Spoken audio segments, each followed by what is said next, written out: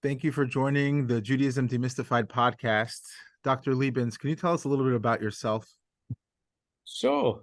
So my name's Sam. It's nice to meet you. I born and raised in England, and I'm now a associate professor of philosophy at the University of Haifa. So professionally, I'm a philosopher, an academic philosopher, and I don't even exclusively work on Jewish philosophy in my professional life. I work in a tradition known as analytical philosophy. My PhD was on Bertrand Russell and his philosophy of language. I have a book coming out this autumn on the philosophy of fiction that I co-authored with an Irish-German philosopher called Tatiana von Sodkov. And that's one piece of my life, so to speak, my professional philosophical career. I'm also striving to be a religious Jew, and I have smicha from Rav Zalman Nehemiah Goldberg, and I was in various yeshivot over the years. Yeshivat HaKotel, Yeshivat HaMivtar, and Yeshivat Har Tzion is where I ended up in the Gush.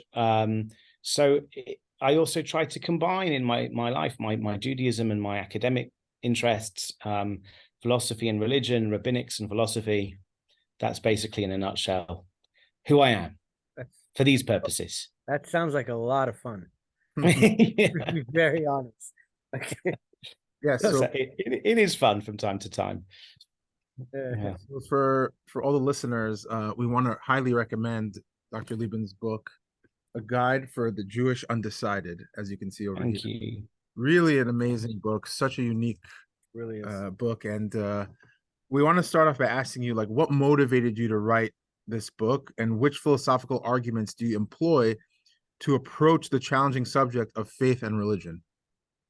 All right. So there are two stories I could tell here. There's the kind of L'Shem Shamayim story and the Lo L'Shem Shamayim story. The Lo L'Shem Shamayim story is as follows. As I told you, I'm an academic philosopher, and in the early days of one's career, it's very, very difficult to find steady employment as an academic in the humanities anywhere in the world, especially in Israel, which is where my wife and our hearts were settled upon.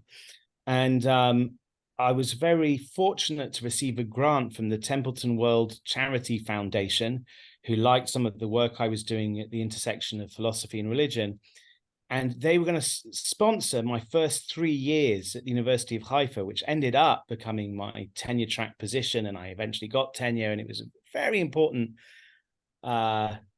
deal that I managed to secure this funding from Templeton. And I promised them 2 books. I promised them an academic book on academic Jewish philosophy, and I promised them a book that would be a little bit more accessible to the wider public. The first of those 2 books was published with Oxford University Press. It's called The Principles of Judaism, written for a very academic audience. And then I had to write something popular. In fact, my son was like, "Dad, you can't call this a popular book," because he thought popular meant like lots of people like it. He said, "That's for other people to decide if it's popular." But I mean, popular is in non-academic. I had to write one. So I had to just sit down and find, wow, what am I going to write? And in a sense, it was that created this book. I had the funding. I made a promise. That's the Lo L'Shem Shamayim story. But the L'Shem Shamayim story is no less true, which is that, I did want to communicate some of what I've been learning and thinking about and studying and developing. I did want to communicate that in a way that would be more accessible. I don't think The Guide to the Jewish Undecided, by the way, is an easy read. I hope people enjoy it, but if I was reading it and I hadn't written it, I'd imagine I'd have to read 1 or 2 of the chapters a couple of times, or at least 1 or 2 of the paragraphs a couple of times. It's not an easy read, but I tried to make it accessible. I tried to explain things as clearly as I possibly could. I wanted to do that. Also, I grew up in English Orthodoxy, English as in England, right? And Anglo-Orthodoxy is quite peculiar. It's not unique, because I think it's similar in Canada and similar in Australia, various Commonwealth countries. South Africa is where you get lots of people who are not observant at all, who define themselves as Orthodox. In fact, Rabbi Joseph Dweck mentioned to me that's a more universal story among Sephardim, right? Because in many Sephardi countries, there wasn't a threat of the Reform movement or the conservative movement. Normative Judaism was halachic. It's just you were either more or less observant, but there weren't kind of a multiplicity of Judaisms to pick and choose between. There was, traditional halachic Judaism.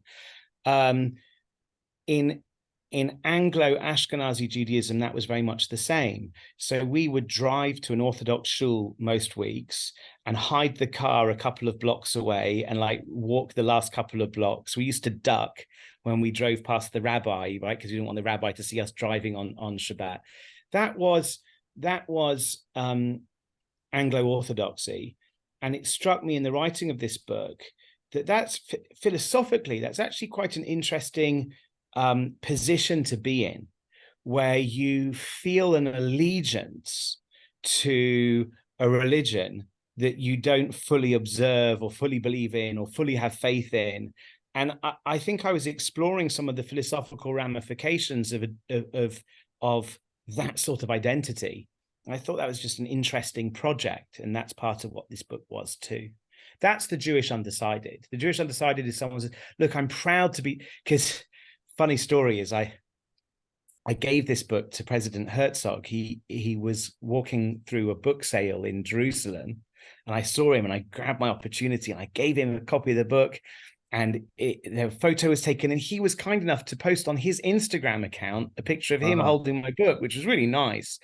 But the first thing he said to me was, what, there are Jews who are undecided? Like with all this going through in Israel, it's like Jews have made up their mind about everything, right? You can't find an undecided Jew. Well, all I meant was, no, there are lots of Jews who are very, very proud to be Jewish. They wouldn't think of like going to church or a mosque or a gurdwara, or they're Jewish, and they may even be members of an Orthodox shul, but they'll eat treif and they'll watch TV on Shabbat, and and it's that kind of undecided in that they haven't yet decided to be observant, but they haven't completely ruled that option out. And I think the ways in which they haven't completely ruled that option out is manifest in the fact that they continue to want to pass this identity on to their children. They continue to be members of Orthodox institutions, let's say. So that's the Jewish Undecided. And we really relate to that because we come from a community, the Mashadi community in Great Neck. It was very similar because I would say, a good portion of people drive to shul on Shabbat, to Kenny on Shabbat. And, I don't think they're putting their head down, but in the shul, they're not bringing their phones. They're not. They're putting them on silent at least, right? And they'd be embarrassed if they rang. Yeah. Exactly. Yeah. And they take it very seriously. They take it very seriously. They take it very seriously. Kiddush. They're very proud of it. Is to be Zionist. There's Kiddush with their family, and there's a lot of lines in the sand that they draw that you can't cross those lines. Yeah, so they're very much respect. And they put Shabbat on a pedestal, but they just don't always observe thing. And it's a very unique thing because, as you mentioned, the Sephardi thing, you won't find many or any Reform Sephardi shuls. And for example, it's very rare. Yeah, it's very rare. And my like the row that we sit in, we have a guy to the left of us maybe who drives on Shabbat, and then another guy to the right of us who is like a Chabadnik Persian, So Persian Chabad. But we're not united based on hashkafa. We're united based on practice, our cultural background. So unique. Yeah, and it's interesting. You're not even united on the practice that you keep in your own homes. Right. It's just you go to the same shul. Yeah, exactly. It's interesting. Yeah. And the beauty of that is that a lot of ideas can live in the same place. Absolutely. It's not like the other shuls are, you have to think a certain way to be here. Otherwise, you just don't fit in. So that's really. Absolutely. I like that as an Orthodox Jewish theologian, right? So some Sephardim don't even like using the term Orthodox because they think, well, this is an Ashkenazi import or whatever. I feel there is a virtue to that term because it explains that, there are certain non-negotiable principles of faith. What's interesting is they can differ slightly from person to person, and we're okay with that, right? So you're a theist, I'm a theist, but your positive conception of God and my positive conception of God could be quite different. You believe in Torah Shemayim, I believe in Torah Shemayim, but what exactly that means, there's a kind of flexibility in Orthodox Jewish theology that is hard to find in many religions. In Christianity, for example, two churches will split over a minor difference in like metaphysics in their theology. No, we're just like, we'll sit, we can sit in the same shul, we can sit, do you believe in God? Yes. We don't need to ask any more questions about what that means. Like, do you believe in revelation? Sometimes I less think that gives us a certain creativity or freedom to think through all the possibilities. Yeah, when we had Rabbi Mark Angel on, he made a funny joke that when two Ashkenazis get into an argument, they open three shuls. Yeah, that's right. Yeah. So in that sense, I'm more Sephardi, even though I'm Ashkenazi. And it's interesting. You first met me through the Chabura that I sometimes teach on, right? Which is a product of the Spanish-Portuguese community in Britain originally. Yes. All right.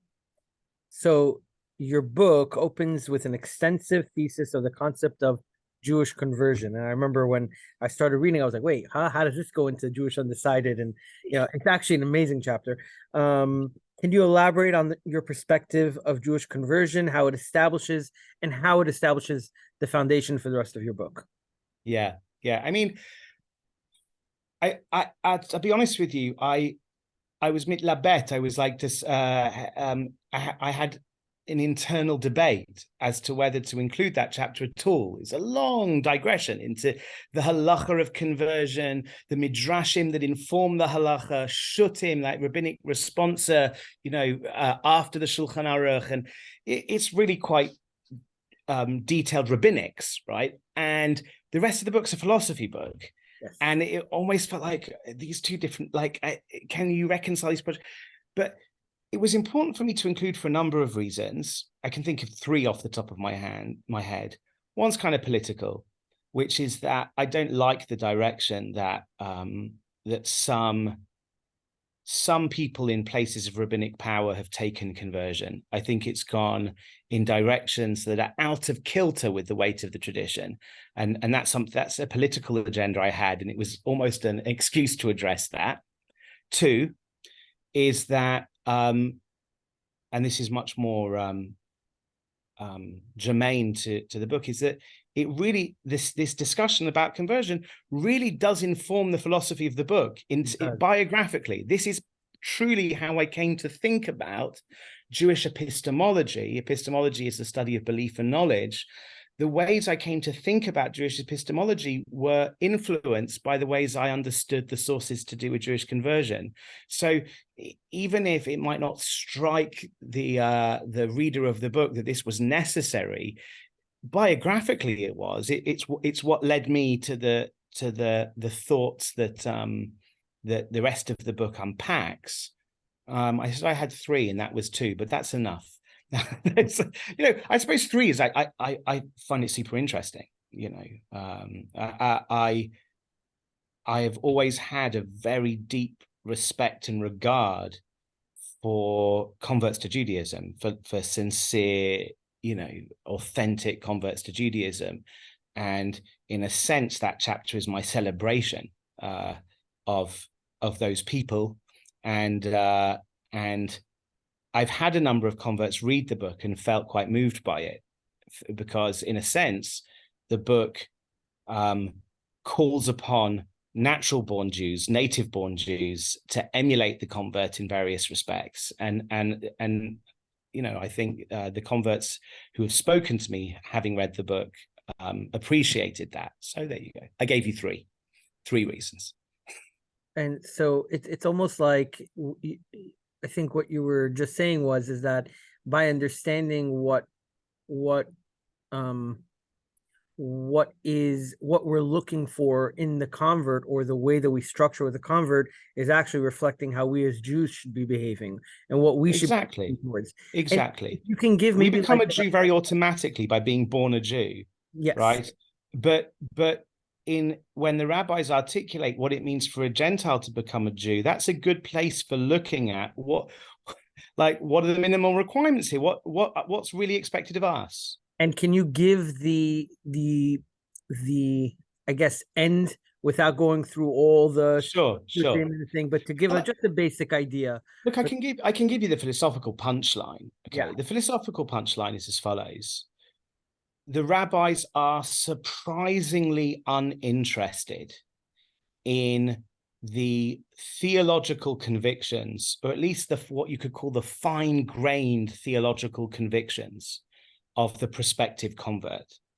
And they are much more interested in the communal or national affiliation or affinity felt by the prospective convert. And as a philosopher thinking about that, one has to unpack why that may be. And there are a number of competing explanations, some of which I find really uncompelling. So you could use this datum, the datum being the rabbis are surprisingly unconcerned with the theological convictions of prospective converts, right? You could use that datum to fuel an orthoprax ideology, where you say, oh, it turns out the rabbis don't really care what Jews believe, right? So as long as you're connected. And I just don't think that stands up.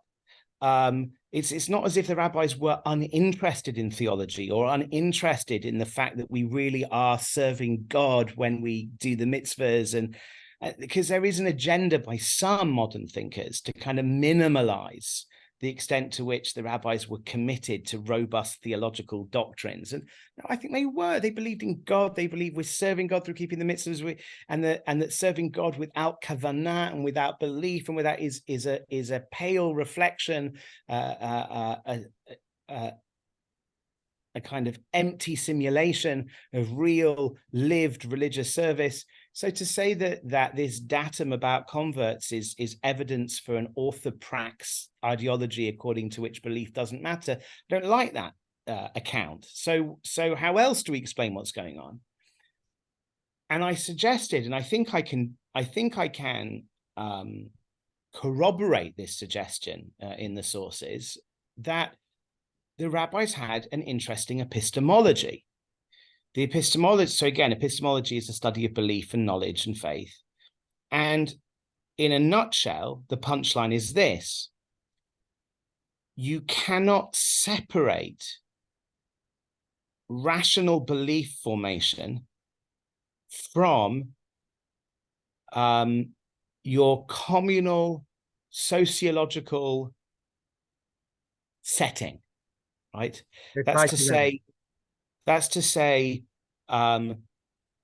if I was advising, and I have, by the way, because of the unique position in which I find myself as a professor in the University of Haifa, I have found myself advising young Muslim Arabs about what's the most rational thing for them to do if they're seeking out God, or, interestingly, and this is another datum, Judaism doesn't try necessarily to convert those people to Judaism. Right? Well, why not if we believe we've got the truth? Again, I think it's because the rabbis had a very specific epistemology that recognizes that what's rational for this young guy, Ahmed, who's in my office hours asking me about, how should I serve God? And is God real or whatever? What's rational for him might not be the same as what's rational for Yankele, replace with a sufficiently generic name of any sort of Jewish community you like.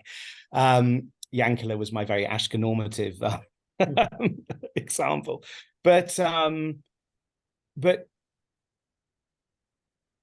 again, I kept promising to give you in a nutshell the punchline. It's something like the rabbis recognize that, gosh, if Ruth, right, Rut in the Megillah, if she is indelibly connected to Naomi and Naomi's people and her community, then she's going to find herself in a situation where the most rational way to serve God is going to be through Judaism.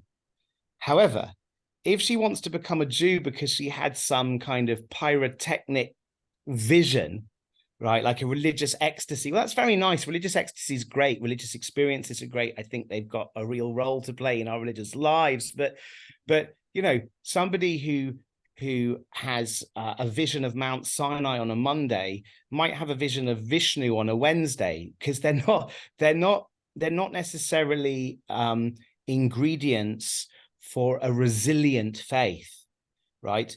But if you are rooted in a community, you might have the ingredients for a resilient faith, and then religious experience can play its role in strengthening that faith or whatever. But that's the point. And that brings us back also to the Jewish Undecided. My idea is, oh, well, hold on a minute. I'm not addressing an abstract audience and saying, oh, here are the reasons why you should believe in God, and here are the reasons why you should be a religious Jew. I'm addressing a particular audience. Each reader is finds himself in their own unique situation, in their own network of friends and family and culture and community. And according to the rabbis, this is what I learned from the philosophy of Jewish conversion, let's say.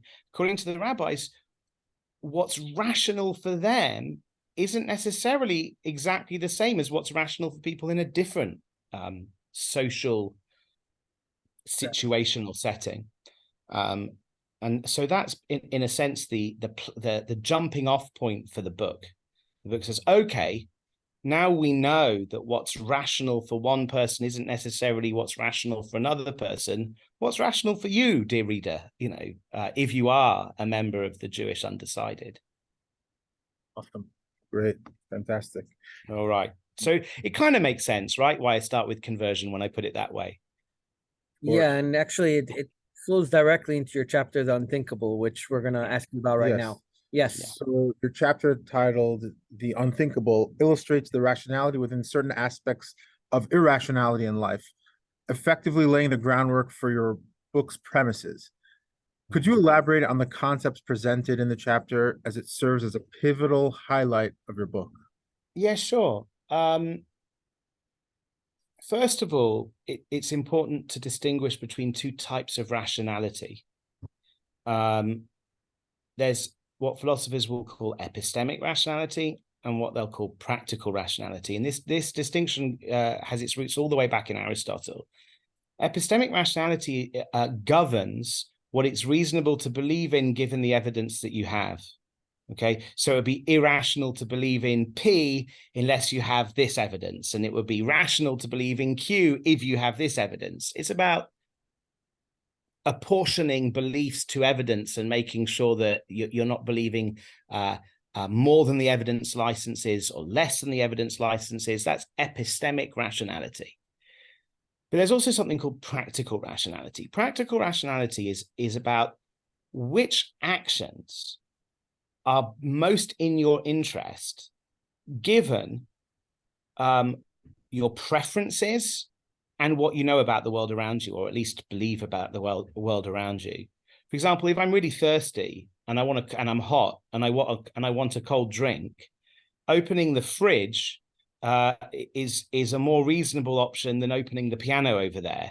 Why? Because I believe that cold drinks are kept in the fridge, not in the piano. I'm hot and thirsty, and I believe that cold liquid will alleviate both my heat and my thirst, right? So given what I believe and what I desire, practical rationality is going to say, well, open the fridge then. But, you know, if I wanted the piano to sound louder because I'm practicing and I'm not hearing everything I want to hear, then opening the fridge, isn't going to be mandated, but opening the piano will be mandated. So practical rationality is not about apportioning beliefs to evidence. It says you're coming to the world with desires and beliefs. And practical rationality is about governing how you should act given those beliefs and those desires. Now, practical rationality and epistemic rationality can sometimes be in conflict with one another. And the example I give in the book is as follows.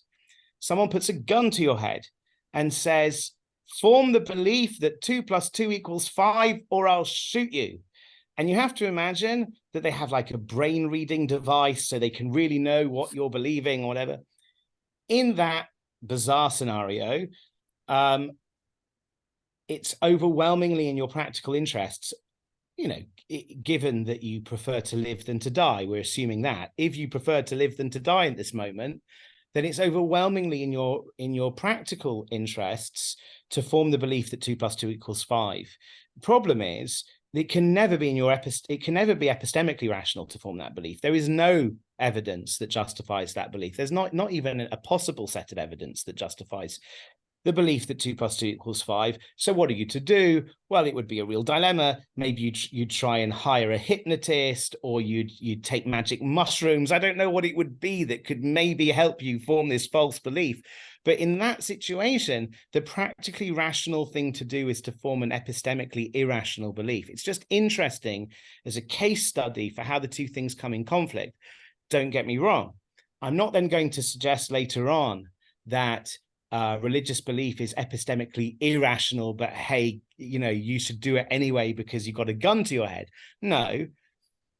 But what I might say is this: the epistemic grounds for any one religion are not overwhelming.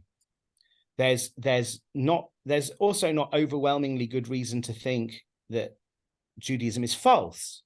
But I don't think there's overwhelming evidence to persuade a neutral bystander that Judaism is certainly true. But it might well be overwhelmingly in your practical interests to live in hope that Judaism is true and to act accordingly. And in a sense, that's what I want to try and do in the book. Now, you asked me what role unthinkability plays, and this is all backgrounds to that. And sorry to go on and on, guys. I'm not giving you much time to interrogate me. Unthinkability is a notion that I have developed in conversation with other philosophers like Harry Frankfurt and Bernard Williams. And let me put it as follows: a proposition is unthinkable to you if you find yourself somehow unable to factor it in to your practical deliberations. This is what Frankfurt calls a volitional necessity, and he gives examples like this.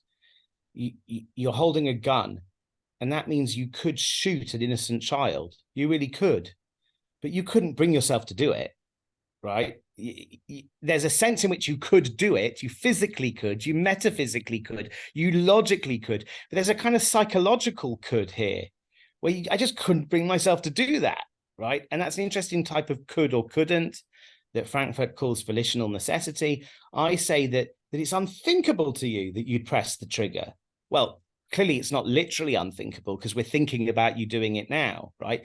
But it's just not the sort of thing you could really bring yourself to do psychologically, or I suppose you'd have to undergo massive changes before that was thinkable to you. You'd have to become a psychopathic homicidal freak before that would become thinkable to you. Examples I give in the book of unthinkable courses of action. You have a loved one who needs a heart transplant, and you want to do anything you can to help this loved one get the transplant they need. But one thing you won't do is kill an innocent bystander to harvest their organ. Now, you know that could help, but it's just not one of the things you factor into your practical deliberations. It's just not on the agenda. It's unthinkable, okay? Solipsism. Solipsism is the philosophical view according to which nobody exists apart from you. Everybody else in the universe is just a figment of your imagination. You are the only being that is conscious and real as a person. That's a philosophical thesis that I don't think anybody can refute without doubt, okay? But none of us really factor that possibility into our practical deliberations as we're thinking about how to treat others or navigate the world around us. In the philosophy seminar room, right, when we're thinking philosophically, and everyone should spend time thinking philosophically, when we do that, solipsism is something we entertain, okay, because it's an interesting thesis, and let's look at it. But you don't take it with you into the street outside, and because it's unthinkable, okay? And my argument in the book is that for people who are firmly embedded in the Jewish world in one way or another, Christianity is unthinkable. Islam is unthinkable. Hinduism as unthinkable. And I think the reason they're unthinkable is good. They're unthinkable because, you don't reason in a vacuum. It's not possible to reason in a vacuum. I kind of sometimes wish we could, because I recognize that would be the most rational way to be, but it's not possible ultimately. We reason using a language. I reason most using English and Hebrew because those are languages I speak. Had I been raised differently, I'd be reasoning in French or Spanish, but I don't have a choice about that. I was born in a certain situation. I was raised in a certain way. I have associations. I can try and mitigate the fact that I have implicit biases, and but I can only mitigate them to a degree. I will always be thinking from a perspective, and more than that, the perspective that I think from provides me with multiple benefits that are meaningful to my having a flourishing life. For instance, I have a wife, I have a family, I have a community, I have all these things that add to the value of my life. Now, if I were to convert to Christianity, my mum would kill me, right? I'd have to get divorced. I don't know what would happen with our kids. It'd be a terrible custody battle. Those are massive costs. Okay, they really are massive costs. Now, it would be close-minded of me to say that because of those costs, I'm not even going to consider the possibility of Christianity. No, I consider the possibility. I consider it in the philosophy seminar room, where I consider solipsism too. But because of the ways in which my life is calibrated, I will only be able to find Christianity thinkable if, when I'm in the philosophy seminar room, you provide me with an overwhelming amount of evidence that it's true. If you provide me with an overwhelming amount of evidence that something unthinkable is true, then it becomes thinkable. And then you really do have to factor it in, right, to your everyday deliberations. But without an overwhelming amount of evidence, the Jew simply isn't mandated by practical rationality to take Christianity any more seriously as a hypothesis than solipsism. Sure, it's interesting, we'll think about it, but is it going to affect my practical deliberations from day to day? No, not unless you give me an overwhelming amount of evidence, because that's a very costly hypothesis if it's true. Okay. The same would apply to a Christian towards Judaism. Absolutely. And it's easier for a Jew to say this because Judaism doesn't demand that the Christian becomes a Jew. Now, it's a little bit more tricky than that, because you could say, yeah, but Christianity is idolatry, and even for the Sheva Mitzvahs, B'nai Noach, etc., etc. That's a debate we could have another time.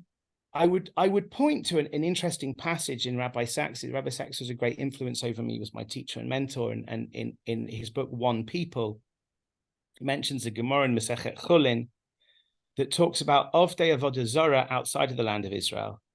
And it says that you don't really treat them as if they're mamash Ovdei Avodah Zarah, which would mean, you're not supposed to save their lives. You're not supposed to enter into business arrangements with them. You can't, very restrictive set of obligations would be in play between you and a real idolater. Says the Gemara in Chulin, these considerations don't really apply to Ovdei Avodah Zarah, idolaters outside of Israel, and according to some authorities, even inside Israel, Bisman Hazeh, in these days, right?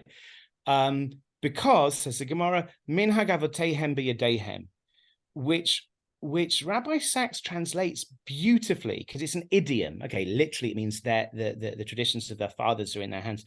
Rabbi Sachs translates it beautifully, idiomatically, as they're victims of cultural coercion.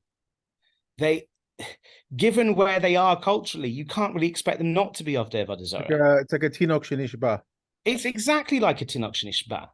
And therefore, you can't really say, because this is another philosophical doctrine that's in the background of my book, which I really should have articulated more explicitly. I think it is there somewhere, but I should have put more emphasis on it. If a God exists who is worthy of our worship, then that God must be both good and reasonable. Okay? Now, if a good and reasonable God exists, such a God cannot condition our salvation upon believing or doing things which are practically irrational for us to believe or do, especially if the reason they're practically irrational for us to believe or do is because of how we were born. It's not our fault. You know, I was born Jewish and given all of these, you know, and that Hindu was born a Hindu, and they were put in a situation where to convert to, let's say, for the sake of argument, that, you know, Islam is the true religion, but we were put in a situation where it wasn't rational for us to convert to Islam without overwhelming evidence, and we've never seen any overwhelming evidence that Islam is true. Now, if the God of Islam is truly good and reasonable, he can't condition our salvation on that. Right. And if he isn't good and reasonable, then he's not worthy of our worship to begin with. Right. Send me to hell, and I'll be in hell happily with Rashi and Rambam and all these other amazing people. Right. And not serving this brute of a God who conditions our salvation on being completely irrational. Right. But if a good and reasonable God exists and Judaism is true, then God really could be a bit annoyed with me and you two for not throwing ourselves full-heartedly into Judaism, because we were born in a situation where that wasn't unthinkable. So in a sense, yes, the idea is a Christian may be best advised from the cold calculations of practical rationality to throw their bets behind one form or other of Christianity. And the Muslim might be best justified from pure rationality to maybe, right? It depends, right? Because if it turns out that the odds of Christianity being true are like zero, because it turns out that Christology is conceptually incoherent, or if it turns out that, you know, the Quran makes conceptually incoherent statements, you know, it could be that no, they're best. My book isn't about Christianity or Islam, right? You'd have to look into that. But certainly for the Jew, my argument is that they have good reason to find all of the other religions unthinkable, but Judaism, at least, they need to give a hearing to. And if Judaism isn't found to be overwhelmingly unlikely, their best bet in a kind of Pascal's wager type rationale is to throw themselves into Judaism as best they can under some understanding or other of what that means. And just to finish the thought, Pascal is a key figure in this book, because I think what was interesting for me was, after thinking about conversion and after thinking about my own background in that kind of lapsed orthodoxy, my thought was, oh, wow, Pascal's wager can easily be dismissed if it's addressing a general audience, because there are so many different religions to choose between. Why should I bet on one religion rather than another? Pascal's wager is, you know, you should rather be Catholic than atheist, because what have you got to lose? Well, you've got lots to lose, because maybe Islam is true, or Hinduism is true, or Judaism is true, or Protestantism is true. That's called the many gods objection to Pascal's wager. But then I figured, hold on a minute, though. If you're not addressing a universal audience, you're addressing an audience that is situated in a particular social context. It might be the case that for them, oh my goodness, all of the other religions other than Judaism are rationally treated as unthinkable. They can be discounted until you find an overwhelming amount of evidence in their favor, and we haven't found that. So in the meantime, they're just put to one side. And it's just Judaism and atheism for these guys. For the Jewish undecided, that's the choice. Right? Judaism, or like either religious Judaism or cultural Judaism. Those are basically the only choices open to these guys. And then I think Pascal's wager becomes a much more compelling. It's in that context that Pascal's wager becomes a much more compelling argument. Few things. This chapter, when I read it, I thought this was brilliant in terms of very simply dismantling the whole idea of biblical criticism, because biblical criticism, there are some things that, you know, make you like say, oh, you know, that, but there is no overwhelming evidence whatsoever within biblical criticism. Absolutely. And based on the thesis that you provided, it would take an enormous amount of evidence from biblical criticism to really, really shake anyone's faith. I agree. Yeah. If you are already situated with it, so the book is addressed to people who aren't already necessarily religiously committed, right? But if you are already religiously committed and you have good reason for so being committed, right, then you have to calibrate the algorithms of practical rationality differently. It turns out, wow, if you want to convince me, it's like in the Gemara, Hamotzi Mechaveira Alav Hara'aya. If you want to take something away from somebody, the burden of proof's on you. Yeah. You want to convince me that this book, which I have good reason through the Masorah to treat as a divine thing, if you want to, it's a motley patchwork quilt of human scraps of whatever, you want to prove that to me? Fine. You need to bring me a lot of evidence. Right, the evidential, so it's about calibrating evidential burdens. I agree with you. You know, if we were addressing culturally detached agnostics, right, maybe the evidence for biblical criticism would be more compelling. But if you're addressing people who are not culturally attached agnostics, but like culturally Jewish religious people, then it's reasonable for them to demand more evidence before they're convinced of such a shocking conclusion. Like the beginning of your chapter when you talked about someone who has a wife and someone comes and accuses your wife of cheating on you. Yeah. If you are not married to her, right, then someone can say, you know, she cheated on him instead of you, right? Yeah. So the level of evidence for you to be convinced of that is going to be a lot less than when you are her husband. Absolutely. Now, there's a philosophical minefield over here. There's one group of epistemologists who say that, you know, your stake in the matter, how interested you are, how much you have to lose, shouldn't impinge upon how much evidence justifies a claim, because these are non-epistemic considerations. And there's another group of epistemologists who say, no, they should impinge. And it's called pragmatic encroachment upon epistemology. It's a big debate. But actually, I want to sidestep that entire issue by distinguishing epistemic rationality from practical rationality. And the idea is, okay, fine. The evidence looked at detachedly may favor the thesis that my wife's cheating on me. But practical rationality makes a demand of me too, because my marriage really is giving me a lot of good, and therefore I might owe it to myself or to my wife or whatever that I don't act on this evidence until I have more of it. And it's just not about epistemology anymore. It's about practical rationality.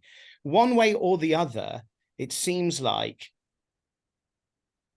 I am right to require more evidence than a detached bystander before I take seriously the accusation, God forbid, that my wife is cheating on me.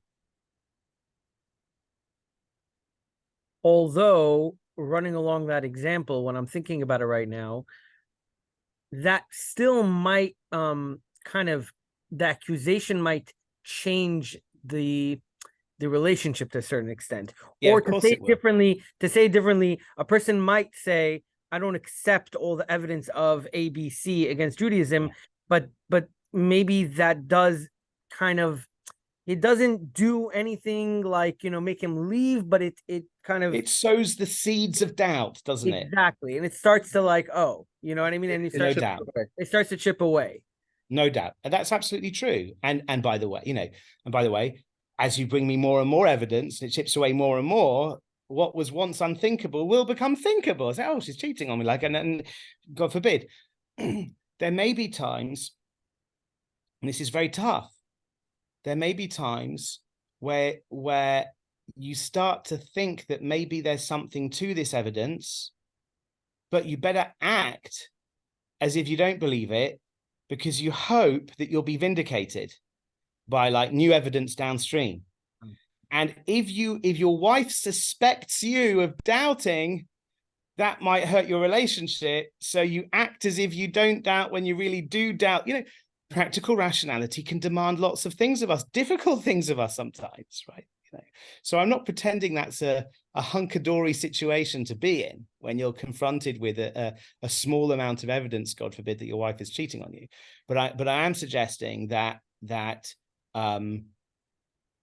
despite the damage it might do to your relationship, despite it's sowing the seeds of doubt, you are right to resist a small amount of evidence and to wait for more evidence,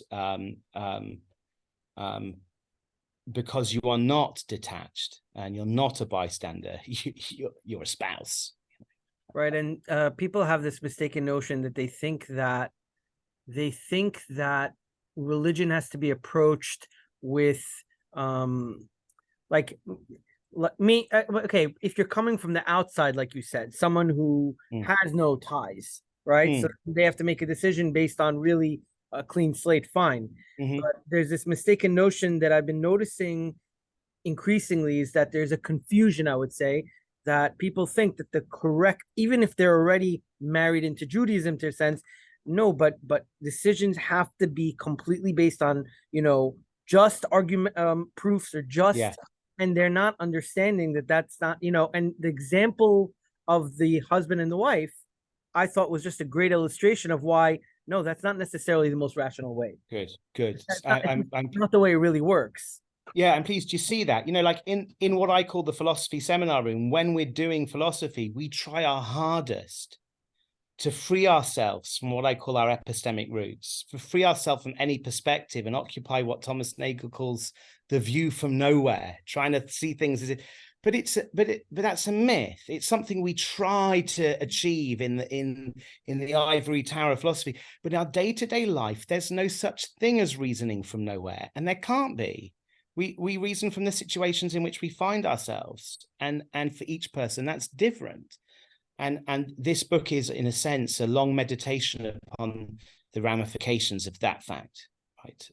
Groundbreaking chapter. I highly suggest anyone listening that the book in general, but this chapter in particular, I think it just opens up the mind to think in a way that we've not been accustomed. But it's also really simple. That's the beauty of it. And I hope so. Thank you. I've come to notice that over the years, that sometimes the answers are just staring us right in the face, but sometimes we need someone to come and really formulate it in a way that fits. So it's just about looking at something in a new way, and then when you see it, you're like, oh yeah, of course, I always knew that. Okay, so after this chapter, you go into many chapters going through different proofs and different argumentations for God, back and forth. Illusory principle gets a big and then you do with the problem of evil. And I'm mentioning this because I want to let the viewers know how the book goes. So in a nutshell, having said, look, you're in a position, dear reader, where really you should be choosing between like continued cultural affiliation or religious Judaism.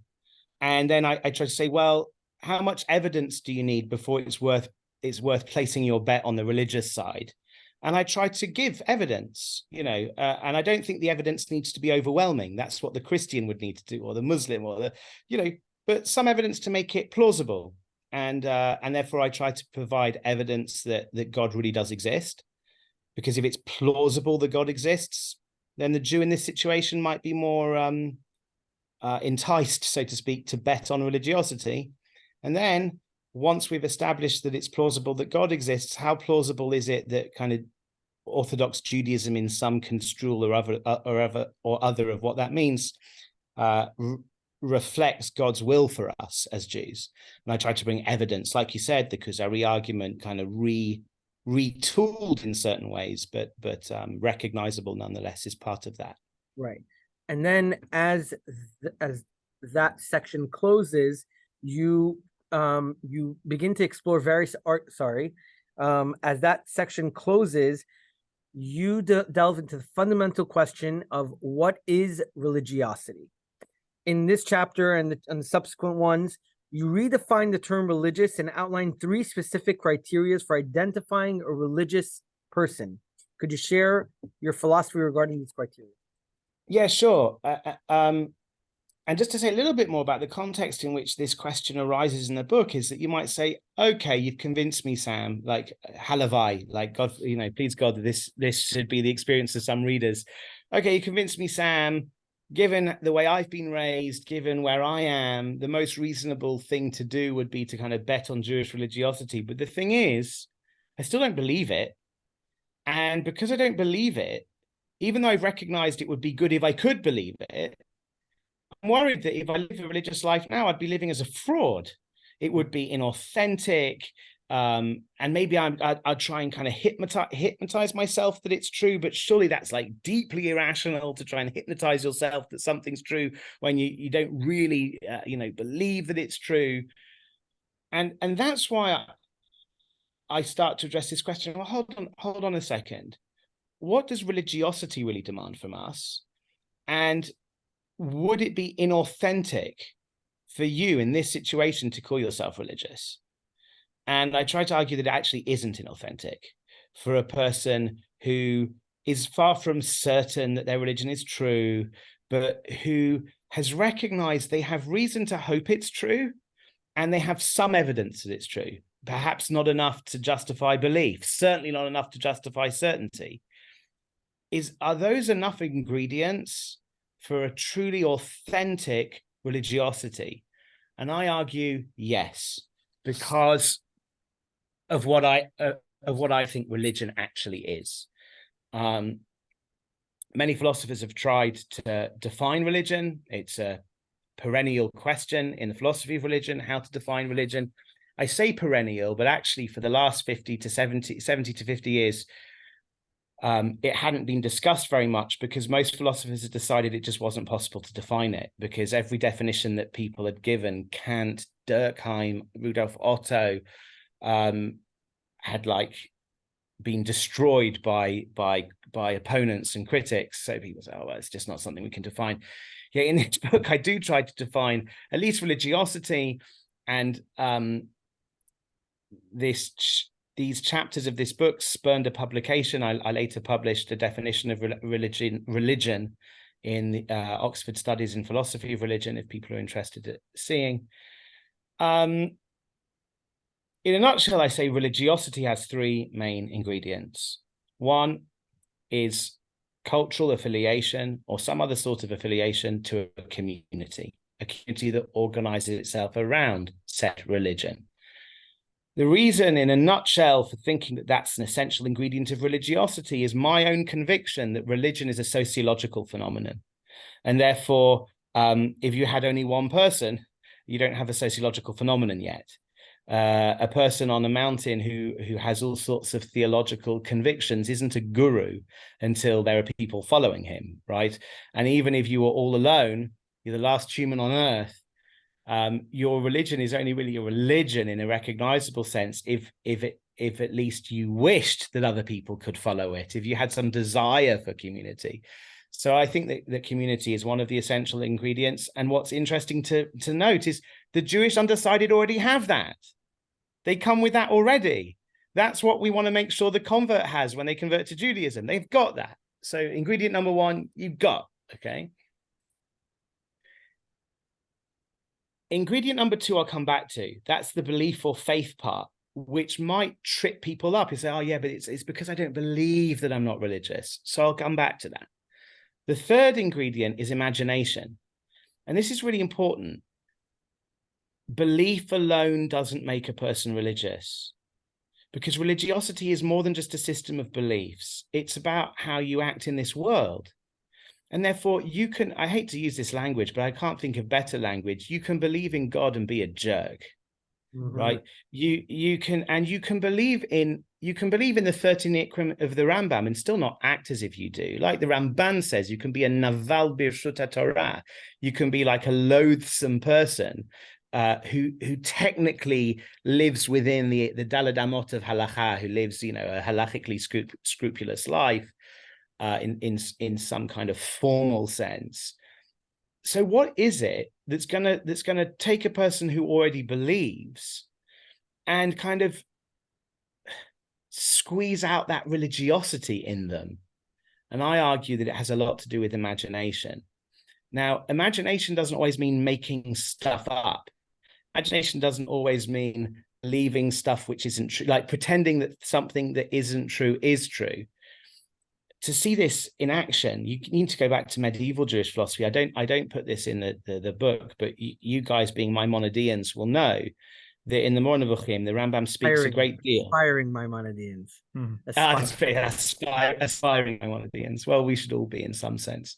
Okay. But in the third chelek in particular of the Moreh Nevuchim, the Rambam distinguishes between the koach hasechel and the koach hadimayon, the intellectual faculty and the faculty of imagination.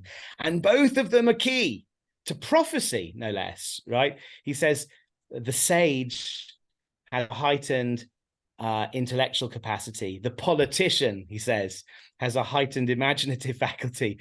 The prophet has both, right? A heightened intellectual and imaginative faculty. Well, why do you need imagination if you've got only true beliefs? Shouldn't the intellectual faculty be enough? No, it's not enough, because belief is not sufficiently absorbing. And the idea is something like this, right? It's Ben and Bensi. I look at you, over my Zoom camera, and I see two human beings. I believe that you are B'Tselem Elokim, but do I experience you as creatures in the image of God? Maybe not, right? That requires work. I need to try to experience you through the prism of my beliefs. Right now, it's very hard to explain what I'm doing here without using the kaf hadimayon. I need to experience you ketzelem elokim, right? The kaf hadimayon, imagination, right? I have to engage my imagination to see the world aright, right? And this is how I understand Rav Hirsch on Parshat Yitro when he describes the commandment to believe that God exists. Rav Hirsch says, no, the first commandment of the Decalogue, the Aseret Dibrot, is not merely to believe that God exists. It's to experience God as your God, to experience every breath as a gift from God. See how many times I'm using the word as, right, which is the kaf hadimayon, to experience yourself as a creature of God, to experience every breath you breathe as a gift from God. That's an imaginative endeavor. So more than believing that God exists, you also have to make believe that God exists. You have to engage your imagination with the belief, right? And religions traditionally do that through stories, symbolic landscapes, rituals rich in symbolism. Religion seeks to engage the imagination of the religious person. And I really believe that in those moments in which I succeed in experiencing the world as godly, in those moments, it's very hard to be a jerk. You can believe that God exists and be a horrible person. But if I experience another person, another human being, as a creature of God Almighty, in that moment, I couldn't mistreat them, I think. Right? And that's what religiosity demands. Now, you can't choose what to believe, but you can choose what to engage your imagination with. So to say, oh, it's inauthentic. No, it's not inauthentic. It's what game do you choose to play, right? What symbols do you choose to engage your imagination with? So ingredient 1 and ingredient 3 of religiosity, I think the Jewish Undecided can get on board with straight away. The first one they have already, right? They are members of a community. The third one isn't asking you to believe anything. It's just asking you to engage your imagination with a particular symbolic landscape, a particular way of looking at the world. Great. The second ingredient could be the obstacle. This is the one where most people think, but you need to believe stuff, right? A religion has a canon of axioms that you have to believe, and if you don't believe them, you can't be called religious. And here I get off the boat and say, no, I don't actually think religions demand that. Religions demand faith rather than belief. And here I make this big distinction between faith and belief. I've written an article that just came out in Religious Studies. It's open access if people are interested. It's called Amen to Dat. And it's about Amunah and Dat, right? I got a smile from Bensi. Good. That's because the title's a bit of a play on words, right? Amen to Dat. And it's about Amunah and Dat. And I argue that actually the Hebrew Bible doesn't have a word for belief. It only has a word for faith. It has the notion of believing because people say things to themselves or think things in their hearts, but saying and thinking, amira and chashiva, are not words that exclusively mean believing. They're borrowed, right, to describe somebody believing stuff. But it does have a word. The Hebrew Bible does have a word for having faith that something is true, and that word is emunah. What does it mean to have faith that something is true? In a nutshell, to have faith that something is true is to think that there's a non-zero possibility that it's true. But you can't have faith that something's true if you know for sure it's false. It's just not possible. You can have faith that something's true if you think it's possibly true.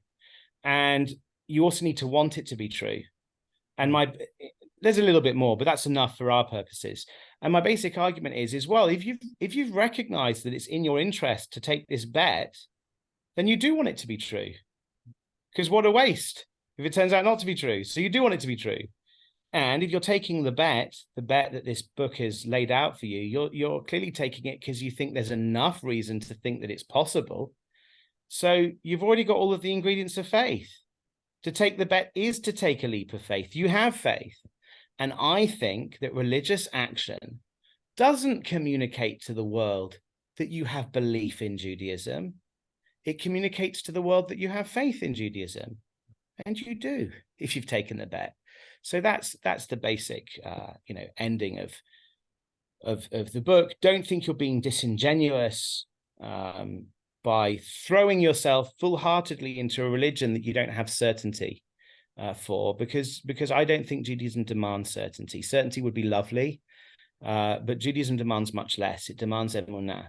I think even emunah shlema doesn't mean certainty. Now, interestingly, this is where I might not be so Maimonidean. Maimonides himself may have thought that at least for some of the axioms, you can achieve certainty. But because he thought there were certain demonstrations that prove beyond doubt that God exists and v'chulei v'chulei. For the first few. The first few, that's right. The first few. You're referring to the first few. Okay. That's right. Now, interestingly, I actually think the evidence for God's existence is more compelling than the evidence that Judaism's true. So I could agree with him, right? But we're also, and there's a very, very well-written foreword to the book by my friend, Professor Daniel Reinhold, who's the Dean of REITs at Yeshiva University. Normally I skip the forewords of books. I might read this forward after you've read the book, but I certainly wouldn't skip it because I really think it's very, very well-written piece.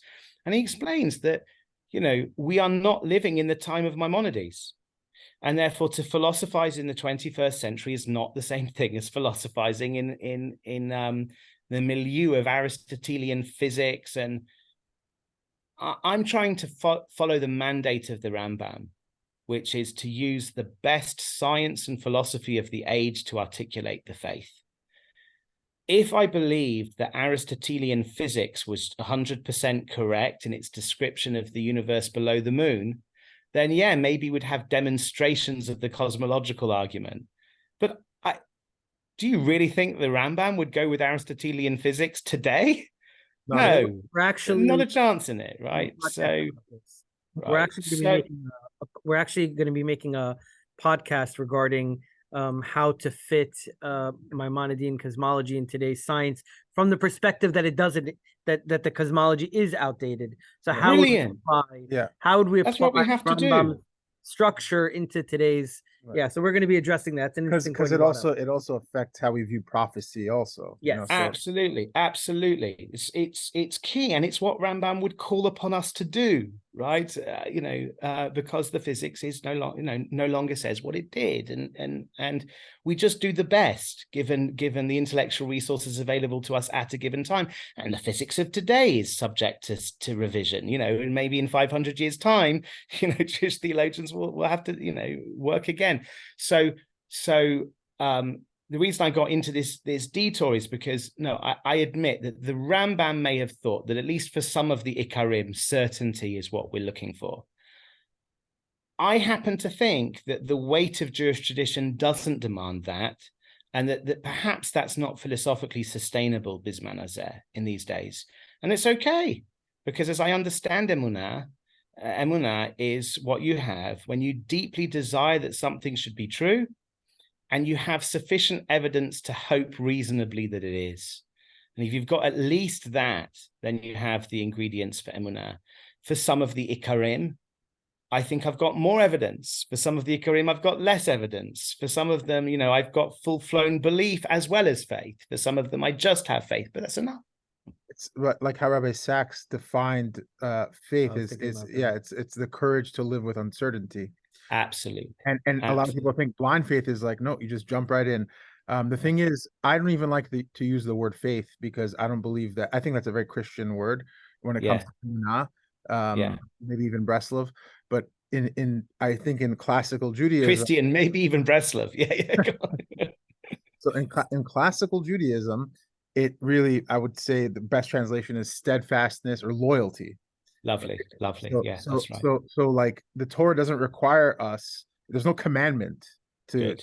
for that. It actually commands us to have knowledge of God. And knowledge is God, like you mentioned, is intimacy, right? That's right. It's to actually continuously try to like a relationship, continuously invest and try to understand and more and dig deeper. You might not even have the evidence at the end that you need, but that journey, that process is really what is demanded of us. I entirely agree. The only reason I use faith in a lot of my writing is because I'm trying to shake people of the use of belief, right?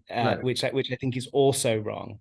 But your critique of the use of faith it resonates with me. Yes, it's emunah that I'm interested in, and emunah could very well be described as steadfastness, resilience. I think it also has an affective dimension. You don't say amen to something you want to be false. So it also has a kind of like an evaluative dimension. And it's interesting, I've got a few pieces. If people are interested, I try to keep my website updated with all my academic papers. It's samlebens.com, and then there's an academic papers place. But a number of my pieces recently have been exploring what I think Jewish epistemology amounts to. And Western epistemology is very much about the bridge from belief to knowledge. Jewish epistemology is all about the bridge from emunah to dat. But emunah isn't belief and dat isn't knowledge. So it's right. It's easy to mistake Jewish epistemology for Western epistemology. They're different. And it's interesting to think about how. And I wanted to also respond to what you said about the imagination.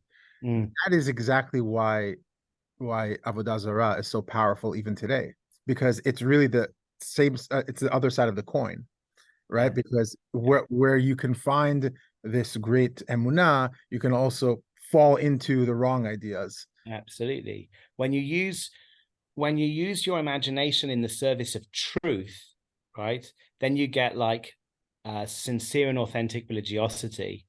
When you use your imagination in the service of sheker, right, it's very, very powerful. It's avodah zarah, but it's also politically on both sides of the spectrum. I don't want to get into party politics, but it's popularism, right? Where you sell a narrative to people and you inflame their passions, right?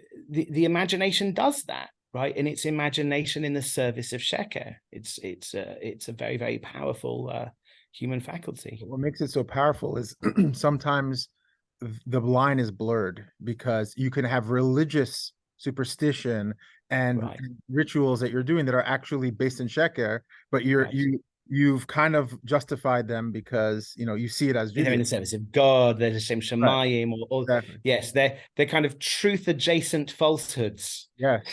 That's a good way of putting it. I like the way you phrase things. Yeah, they're some of the most dangerous falsehoods, right?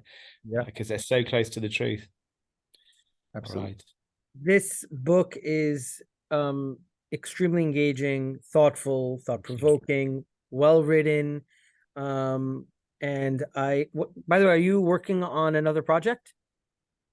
I'm working on a number of things. I think in the immediate short term, I'm going to try and write a book on chosenness, on the Jewish election. The election, that's the Christian term for like being chosen. And but in the longer term, I would actually like to write a book on Jewish epistemology, on emunah and dat, and not that it hasn't been done before, Sefer Emunot v'Deot, right? But We need a modern day the modern day. update. But no, really, it's a very engaging read. We highly suggest it.